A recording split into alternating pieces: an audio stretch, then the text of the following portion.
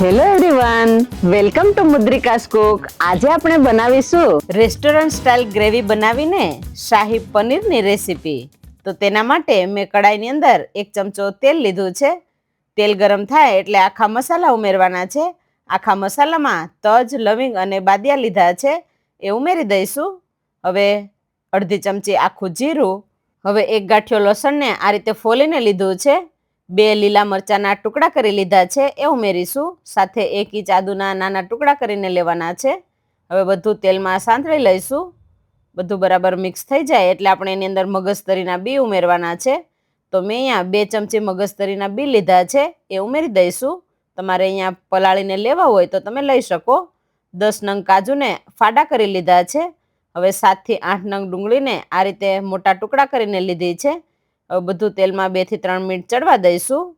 ગેસની flame medium રાખી અને બધી વસ્તુને તેલમાં ચડવા દેવાની છે.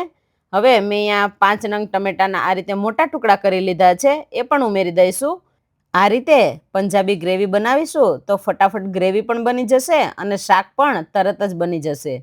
તો હવે બધી વસ્તુ મિક્સ થઈ ગઈ છે. હવે એની અંદર સ્વાદ અનુસાર મીઠું ઉમેરી દઈશું અને 1 ચમચી કશ્મીરી લાલ મરચું. હવે બધું મિક્સ કરી અને હવે ચડવા દેવાનું છે. તો અડધો ગ્લાસ જેટલું પાણી ઉમેરી અને ઢાંકીને ચડવા દઈશું. અહીંયા કાંદા અને ટમેટા બરાબર ચડી જાય એનું ખાસ ધ્યાન રાખવાનું છે, એટલે આપણી ગ્રેવી છે એકદમ સરસ બનશે. હવે ઢાંકી અને 10 મિનિટ ચડવા દઈશું. ત્યાં સુધીમાં આપણે પનીરના ટુકડા કરી લઈશું. તો મેં અહીંયા 400 ગ્રામ પનીર લીધું છે અને પનીરના આ રીતે ટુકડા કરી લઈશું. તમારે નાના કે મોટા જે રીતના ટુકડા કરવા હોય એ રીતે તમે કરી શકો. તો અહીંયા મેં આ રીતના ટુકડા કરી લીધા છે. તો બધું પનીર છે એના પણ આ રીતના ટુકડા કરી લેવાના છે. જો તમારે થોડું પનીર છીણીને ઉમેરવું હોય તો તમે છીણીને પણ ઉમેરી શકો, પણ આ રીતના મોટા ટુકડા હોય તો ખાવાની ખૂબ જ મજા આવશે, એટલા માટે આ રીતના બધા ટુકડા કરી લેવાના છે. અહીંયા 10 મિનિટ જેવું થઈ ગયું છે અને કાંદા ટમેટા બરાબર ચડી ગયા છે. હવે આપણે ગેસની ફ્લેમ બંધ કરી દઈશું અને ઠંડુ પડવા દઈશું. બધું બરાબર ઠંડુ પડે પછી આપણે એની ગ્રેવી બનાવી લઈશું અને ગ્રેવીને એકદમ સરસ પીસી લેવાની છે. હવે ઠંડુ પડે છે ત્યાં સુધીમાં આપણે પનીરને તળી લઈશું. તો કડાઈની અંદર થોડું તેલ ગરમ મૂકી દઈશું. તેલ ગરમ થાય એટલે પનીરના ટુકડા ઉમેરી દેવાના છે. ગેસની ફ્લેમ લો રાખી અને પનીરને તળી લઈશું. અહીંયા પનીરને તમારે જો બટરમાં તળવા હોય તો તમે એમાં પણ તળી શકો. તો અહીંયા 4 થી 5 મિનિટ આપણે પનીરને આ રીતે તળી લઈશું. પનીર તળાઈ જાય એટલે કાઢી લેવાનું છે. અહીંયા તમારે પનીરને ગોલ્ડન બ્રાઉન કરવું હોય તો તમે કરી શકો. બધું પનીર કાઢી લઈશું અને એ જ પેનની અંદર આપણે શાકનો વઘાર કરવાનો છે.